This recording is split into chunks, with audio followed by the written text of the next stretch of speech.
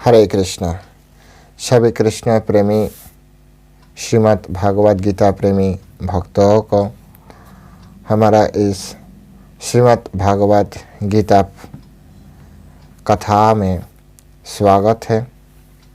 तो आज हमारा श्रीमद् भागवत गीता का प्रथम अध्याय से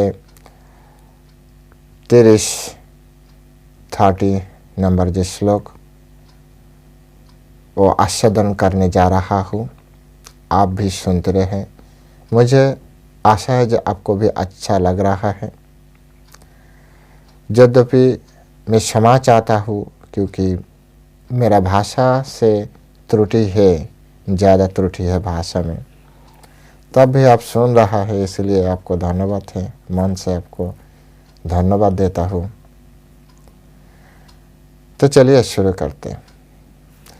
नमो ओम विष्णुपादाय कृष्ण प्रेष्ठा भूतले श्रीमते भक्ति वेदांत स्वामिनिति नामिने नमस्ते सरस्वती देवी गौरवाणी प्रचारिणे निर्विशेष शून्यवादी पाश्चात्य देशतारिणे वाञ्छाकल्पतरुर्भश्च कृपा सिंधु व्यवचा पतितानां पावनेभ्यो वैष्णवेभ्यो नमो नमः। जय अनंत कोटि वैष्णव वृंद की जय। श्रील प्रभुपाद की जय।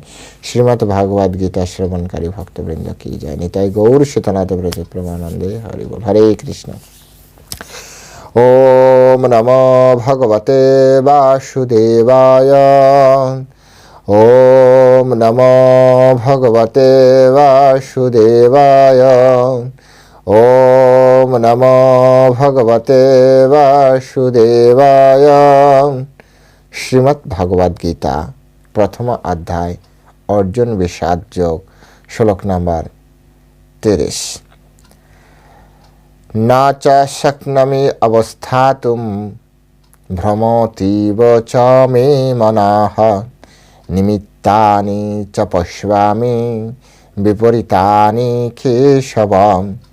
न च शक्नोमि अवस्थातुं भ्रमतीव च मे मनः निमित्तानि च पश्यामि विपरीतानि केशव। हरे कृष्ण। तो अभी इस संस्कृत श्लोक के ऊपर श्रील प्रभुपाद के द्वारा जो हिंदी भाषानुवाद है उसे हम श्रवण करने जा रहा हूँ। मैं यह अब और अधिक खड़ा रहने में असमर्थ हूँ। मैं अपने को भूल रहा हूँ और मेरा सिर चकरा रहा है। हे कृष्ण, मुझे तो केवल अमंगल के कारण दिखा रहा है। मैं फिर से एक बार पढ़ रहा हूँ।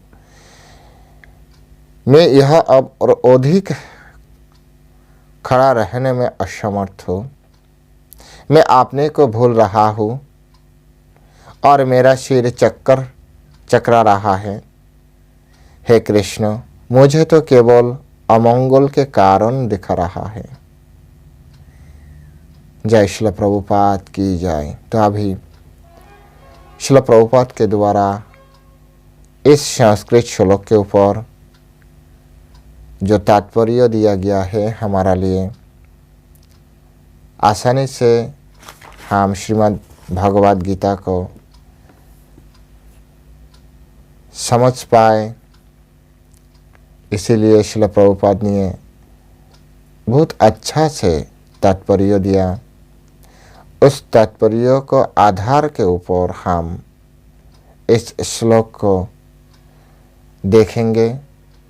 हमारा जीवन में कैसे हम इस श्लोक को उतार सकते, हमारा जीवन का जो मार्ग है उस मार्ग में चलने के लिए इस श्लोक कैसे हमें शिक्षा देते हैं, क्या शिक्षा देते हैं, वो हमें देखना है।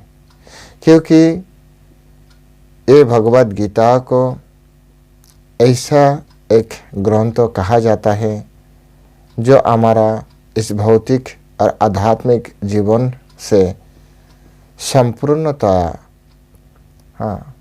संयुक्त है, हमारा नियंत्रणकारी ऐसा एक शास्त्र ग्रंथ है। जो शास्त्र ग्रंथ हमारा जीवन में ऐसा कोई भी परिस्थितियाँ उत्पन्न हो जाए, उनसे हमें उद्धार करने के लिए यहाँ पर कोई ना कोई ऐसा श्लोक होगा ही होगा जिससे हम उस परिस्थितियों से उद्धार हो सकते हैं।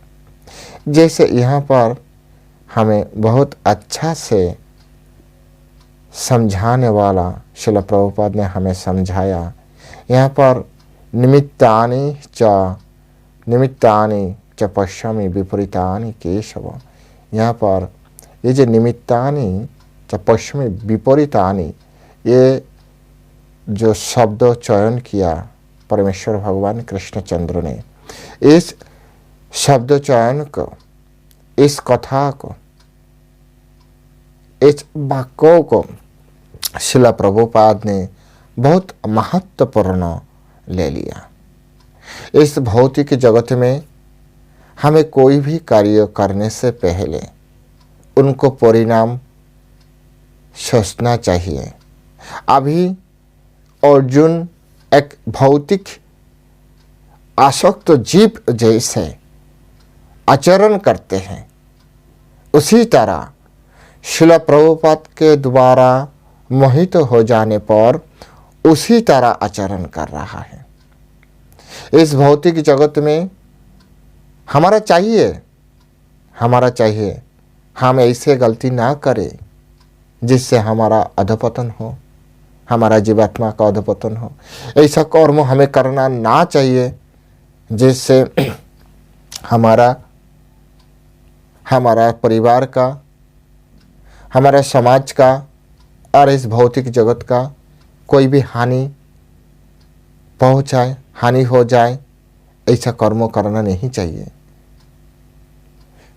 तो अर्जुन से हमें सीखना है, अर्जुन कैसे कैसे सोच रहा है, कैसे कैसे अर्जुन बोल रहा है। अर्जुन एक अच्छा समझदार भौतिक जीवात्मा के द्वारा वो सोच रहा है। युद्ध करने आए हुए अर्जुन ने सोचा किसके साथ युद्ध करूं, हम जीतने में भी हमें क्या मिलेगा, हम हारने से भी हमारा क्या मिलेगा। इसलिए युद्ध में उभय पक्ष में, पांडव पक्ष और कौरव पक्ष में, उभय पक्ष में कौन कौन थे आप सभी जानते हैं। उभय पक्ष में उनका ही संबंधियों थे, जिसके बिना उनको लिए जीना बहुत कष्टदायक होगा। जीत जाए तो किसके लिए जीत जाए, हार जाए तो किस किस के साथ मरना, किसके लिए, किसके सिर्फ खुद का ये युद्ध थे, खुद का राज्य प्राप्ति के लिए। अर्जुन का सोच ऐसा थे, लेकिन कृष्ण तो अलग ही है ना। वास्तव में कहूँ तो युद्ध कृष्ण अर्जुन का था ही नहीं, ये युद्ध थे कृष्ण का। लेकिन कृष्ण परमेश्वर भगवान प्रशंसा लेना उनका आदत नहीं है। परमेश्वर भगवान तो उनको मन पसंद कोई भी भक्तों को प्रशंसा देने के लिए सदा ही प्रस्तुत रहता है, ये उनका भाव है। तो कृष्ण चाहता है युद्ध हो, क्योंकि धर्मों को प्रतिस्थापना करना चाहिए। लेकिन अभी एक भौतिक जीव के द्वारा, जैसे एक भौतिक जीव सोचते हैं, उसी हिसाब से अर्जुन सोच रहे हैं युद्ध तो हमारा है राज्य के लिए, हम राज्य के लिए, हमारा राज्य प्राप्ति के लिए युद्ध कर रहा है। यहाँ पर युद्ध करने के लिए आए, तो हम हार जाए, मार जाए तो हमारा साथ में हमारा संबंधी हो भी मारा जाएगा। यद्यपि राज्य उनके लिए नहीं है, हम तो चाहे हमारा लिए। हम जीत जाए तब भी हमें मारना है तो पितामह भीष्म गुरु द्रोणाचार्य कृपाचार्य शल्यम मामाश्री, हाँ, ऐसा भूरिश्रवा और भ्राता दुर्योधन दुशासन विकर्ण, इतना महान महान, हाँ, वीर मेरा भाई है, उसको मारने के बाद हमें क्या मिलेगा? देखिए कितना विपरीत संकट है। मारो तो भी प्रॉब्लम, मर जाओ तो भी प्रॉब्लम, मारना मारना दोनों ही जब समस्या, तब उनको अवस्था क्या है।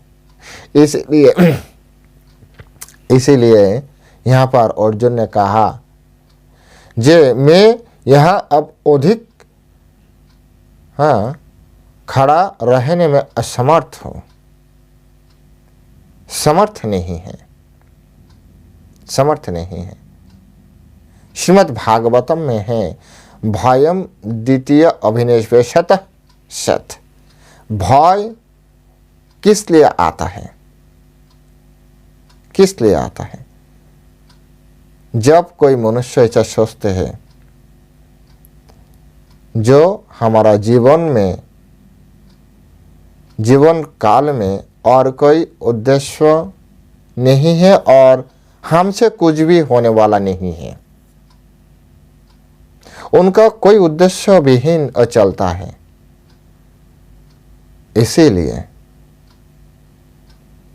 इसीलिए वो लास्ट में, अंत में सोचते हैं हमारा जीने का मतलब क्या है, हम क्यों जिए। ये परिस्थितियां अर्जुन को हृदय में आ गई थी। हे कृष्ण, हम किस लिए इस भौतिक जगत में हैं? ये कैसे जीवन है? हम जीने के लिए किसी को मारना है और हमें मरना है तो भी किसी को लेकर मरना है। ये कोई मनुष्य को जिंदगी हो सकते? एक बार सोचिए जरा। मैंने पहले समाचाया आपको पास, हमारा भाषागत त्रुटि है, लेकिन आप तो सोचिए, भाव को समझे। भाव जीने के तात्पर्य क्या है? जियो तो भी किसी को मरने के बाद, किसी को जीवन मारने के बाद आपको जीना है, और मरना तो भी किसी को साथ लेकर मरना। अर्जुन का भी ऐसा परिस्थिति है। इसीलिए अर्जुन ने कहा निमित्तानि च पश्यामि विपरीतानि। हे भगवान, हे कृष्ण, ये क्या हो रहा है? आए तो युद्ध करने के लिए, राज्यों को प्राप्ति करने के लिए, लेकिन यहाँ पर आने के बाद हमें जो दिखाई दे रहा है वो तो विपरीत आनी। मिलेगा तो कुछ भी नहीं यहाँ पर हमें, ये तो पक्का निश्चित है, हमें कुछ मिलने वाला नहीं है युद्ध में। अर्जुन एक भौतिक जीव का तरह। वास्तव में अर्जुन कृष्ण के द्वारा ही मोहित थे। अरे इस भौतिक जगत में सब ऐसा ही है, खुद के लिए सोचते हैं, स्वार्थ स्वार्थ, खुद का स्वार्थ। यहाँ पर एक स्वार्थ है, जैसे वो भी स्वार्थ। वो मारना नहीं चाहता क्योंकि वो उनका भाई है, उनका गुरुदेव है। वो मरना नहीं चाहते क्योंकि वो मरेगा तो उसको साथ में और जो कुछ भी उसके पीछे में है ना, वो भी मर जाएगा, छोड़ेगा नहीं किसी को। अर्जुन को मारने के बाद छोड़ेगा किसी को? आपको कैसे लगता है? युद्ध भूमि में ऐसा युद्ध नहीं थे, छोड़ने वाला युद्ध नहीं थे। वो वहां पर मारना और मरना ऐसा ही परिस्थितियां थे, तो वो भी स्वार्थ थे। अरे क्या हो रहा है? वास्तव में भौतिक जगत में आने के बाद मनुष्य को, भौतिक जीवात्मा को जो सोचना चाहिए वो सोचते नहीं। हमारा एक्चुअल स्वार्थ विष्णु में है। परमेश्वर भगवान हमारा एकमात्र स्वार्थ है। उनको इच्छा को फुलफिल करना पूर्णता प्रदान करने के लिए प्रयास करना, वही हमारा स्वार्थ होना है और कुछ भी नहीं। ये श्रीमद् भागवतम जब आपको पढ़ने का समय मिलेगा, सुनने का, भगवत कथा सुनने का समय मिलेगा, अवसर मिलेगा और रुचि हो जाए, श्रद्धा हो जाए, तो आपको ये बात परिष्कार हो जाएगा। यहाँ पर श्रील प्रभुपाद ने ऐसा हमें भी समझाया। ये देखिए अर्जुन की परिस्थितियाँ कैसे है। इस भौतिक जगत में अत्यधिक आसक्त जीवों का यही परिस्थिति होता है। कोई भी जीव इतना भय, इतना चक्कर काटना, आपका भूल जाना, यह आसक्ति का कारण होता है। इसलिए भौतिक जगत में आसक्त होना नहीं चाहिए। बाद में धीरे धीरे आपको समझाएगा कृष्ण। हमें भी वो ज्ञान लेना है, लेने के लिए हम भी अभी तक जी रहा है, आपको भी लेने के लिए तैयार रहना चाहिए। तो आज इतना ही, यहाँ पर हम विश्राम दे रहे हो। आप साथ में रहें। हरे कृष्ण। जय श्रील प्रभुपाद की जय।